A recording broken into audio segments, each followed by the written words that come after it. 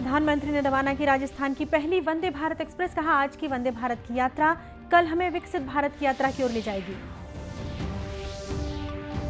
बिरनपुर घटना को लेकर बेमेतरा जिले में धारा 144 जारी। मुख्यमंत्री ने कहा, जो भी दोषी होगा उसे बख्शा नहीं जाएगा।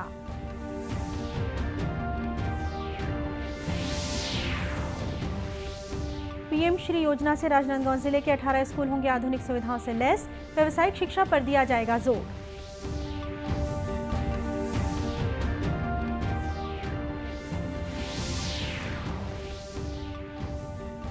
और मनरेगा से बिलासपुर जिले के किसान जुड़े। मछली पालन के व्यवसाय से स्थानीय लोगों को भी मिला रोजगार।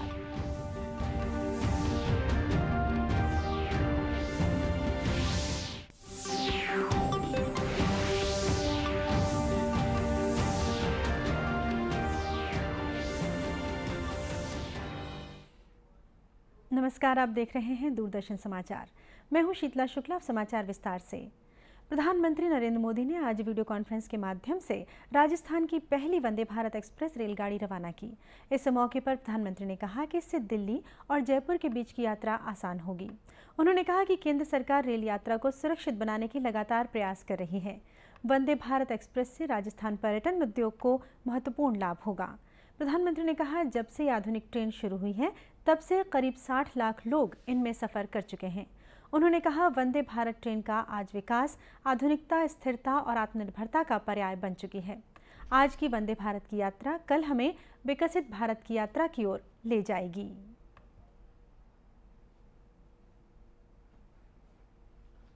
जब से ये आधुनिक ट्रेनें शुरू हुई हैं, तब से करीब करीब 60 लाख लोग इन ट्रेनों में सफर कर चुके हैं। तेज रफ्तार वंदे भारत की सबसे बड़ी विशेषता है कि ये लोगों का समय बचा रही है।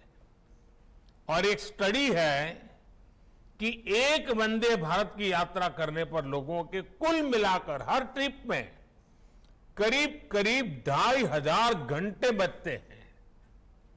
यात्रा में बचने वाले ये 2500 घंटे लोगों को अन्य कार्यों के लिए उपलब्ध हो रहे हैं। मैन्युफैक्चरिंग कौशल से लेकर। नई वंदे भारत एक्सप्रेस अजमेर और दिल्ली कैंट के बीच की दूरी 5 घंटे 15 मिनट में तय करेगी, जबकि इसी मार्ग पर अब तक की सबसे तेज गति की शताब्दी एक्सप्रेस 6 घंटे 15 मिनट का समय लेती है। प्रधानमंत्री नरेंद्र मोदी ने कहा है कि देश आज़ादी के अमृतकाल में महान लक्ष्यों और विकासपरक उद्देश्यों के साथ आगे बढ़ रहा है। उन्होंने कहा कि इन लक्ष्यों से संबंधित विकास कार्यों और बुनियादी ढांचा निर्माण से रोजगार के अवसर भी बढ़ रहे हैं। श्री मोदी आज भोपाल में नवनियुक्त शिक्षकों के लिए आयोजित प्रशिक्षण कार्यक्रम को वर्चुअली संबोधित कर रहे थे। नई शिक्षा नीति के महत्व का उल्लेख करते हुए प्रधानमंत्री ने कहा कि इसमें बच्चों के सर्वांगीण विकास तथा आधुनिक और विकसित भारत के निर्माण पर बल दिया गया है। मुद्रा योजना, एक केंद्र एक उत्पाद और एक जिला एक उत्पाद जैसी योजनाओं का उल्लेख करते हुए उन्होंने कहा कि सरकार का लक्ष्य वित्तीय सहयोग और कौशल प्रशिक्षण के माध्यम से अधिक लोगों को आत्मनिर्भर बनाना है।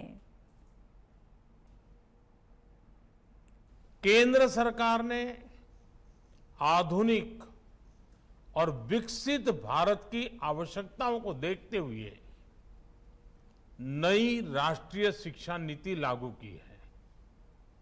ये नीति बच्चों के सर्वांगीण विकास, संपूर्ण विकास, ज्ञान, कौशल, संस्कार और भारतीय मूल्यों के संवर्धन पर जोर देती है। इस नीति को प्रभावी रूप से लागू करने में शिक्षकों की सबसे महत्वपूर्ण भूमिका है। मध्य प्रदेश में व्यापक तौर पर शिक्षक नियुक्ति का अभियान इस दिशा में एक बड़ा कदम है।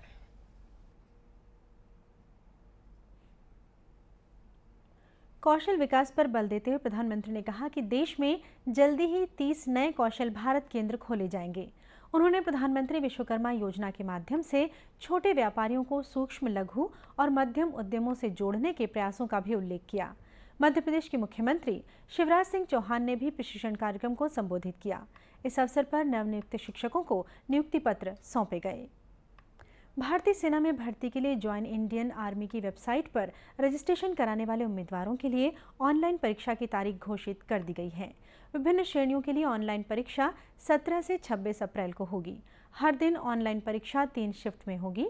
उम्मीदवार अपने प्रवेश पत्र भारतीय सेना की वेबसाइट से डाउनलोड कर सकते हैं। छत्तीसगढ़ में ऑनलाइन परीक्षा के लिए 3 केंद्र रायपुर, भिलाई और बिलासपुर में बनाए गए हैं।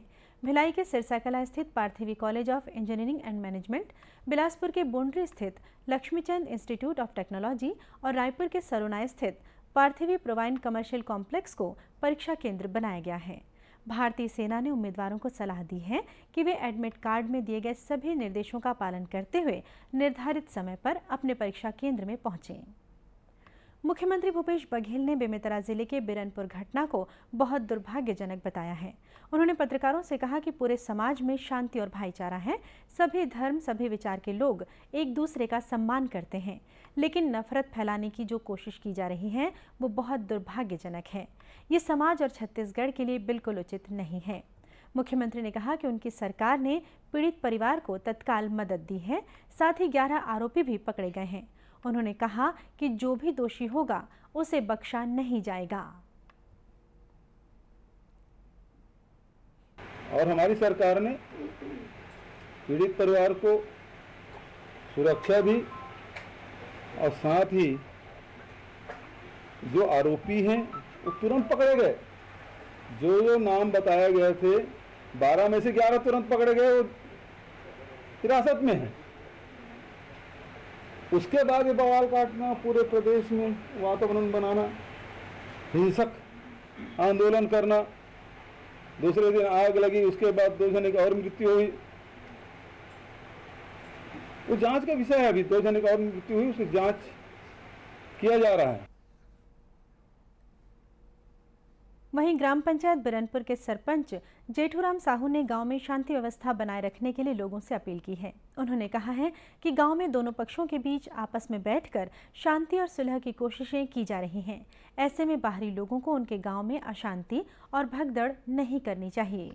मैं जेठूराम साहू ग्राम पंचायत बिरनपुर का सरपंच हूँ और 2 बच्चे सामुदायिक बच्चे के कारण झगड़ा हो गया, उसके कारण इतना बड़ा हादसा हो रहा है।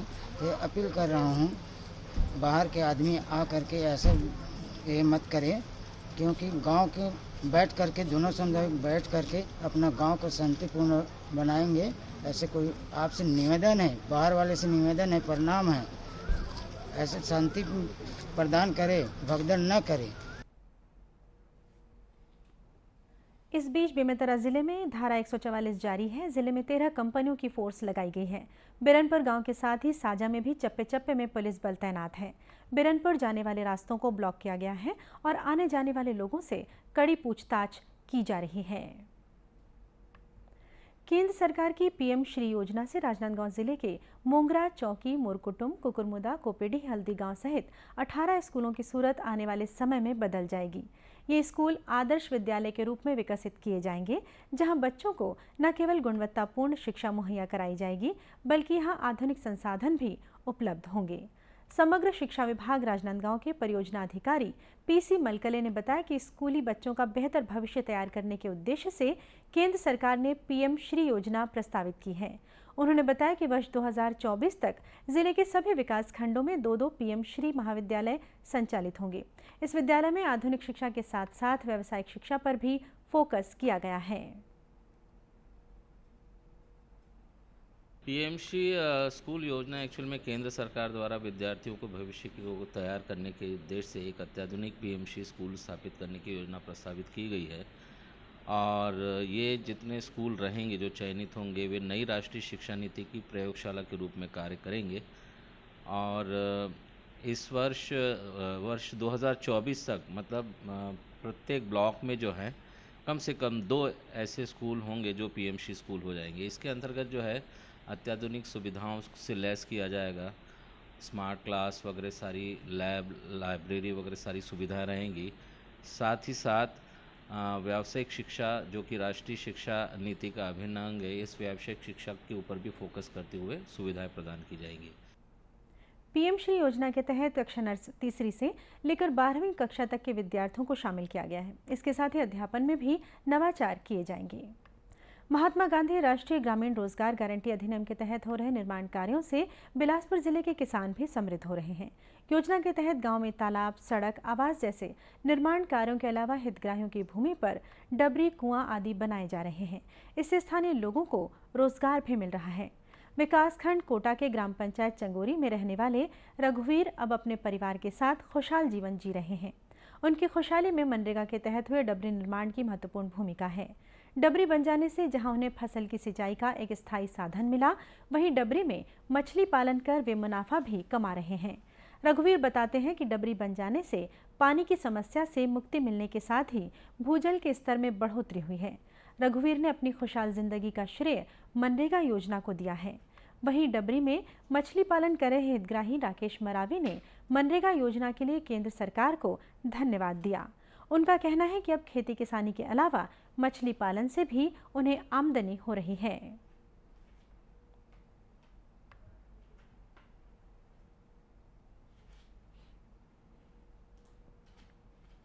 हमारे पास आय का साधन नहीं था।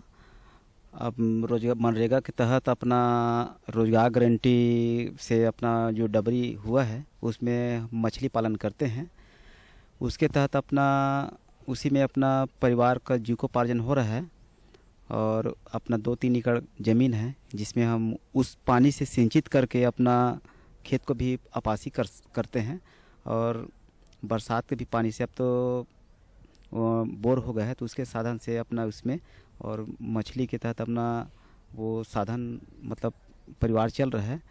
और धन्यवाद करता हूँ केंद्र सरकार और मोदी सरकार को कि ऐसी नए योजना लाते रहें। गौरतलब है कि छत्तीसगढ़ में मनरेगा के तहत श्रमिकों को अब प्रतिदिन 221 रुपए की मजदूरी दी जा रही है। और अब कुछ खबरें जिलों से।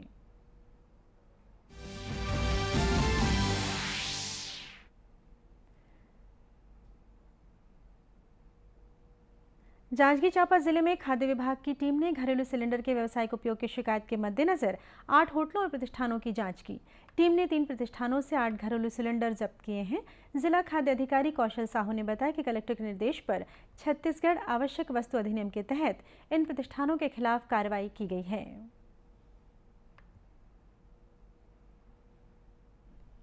कोंडागांव पुलिस अधीक्षक दिव्यांग पटेल के साथ पुलिस अधिकारियों और बड़ी संख्या में जवानों ने शहर में पैदल फ्लैग मार्च किया। साथ ही जिले के सभी थाना क्षेत्रों में भी पुलिस ने पैदल फ्लैग मार्च निकाला। पुलिस ने असामाजिक तत्वों को संदेश दिया कि यदि जिले में किसी भी प्रकार की शांति व्यवस्था बिगड़ती है तो उपद्रवियों से सख्ती से निपटा जाएगा। कबीरधाम जिले में कुपोषण दूर करने के लिए जिले के 63 पारा मोहल्ले और विशेष पिछड़ी बैगा जनजाति और आदिवासी बहुल क्षेत्रों को चिन्हांकित किया गया है। यहाँ के बच्चों को मुख्यमंत्री सुपोषण अभियान के तहत गर्म पका पोषण आहार दिया जा रहा है। कलेक्टर जन्मेजय महोबे ने ग्राम धंडबरा और बैगापारा कांपा पहुंचकर इस अभियान की शुरुआत की। और इसी के साथ ये समाचार बुलेटिन समाप्त हुए। नमस्कार।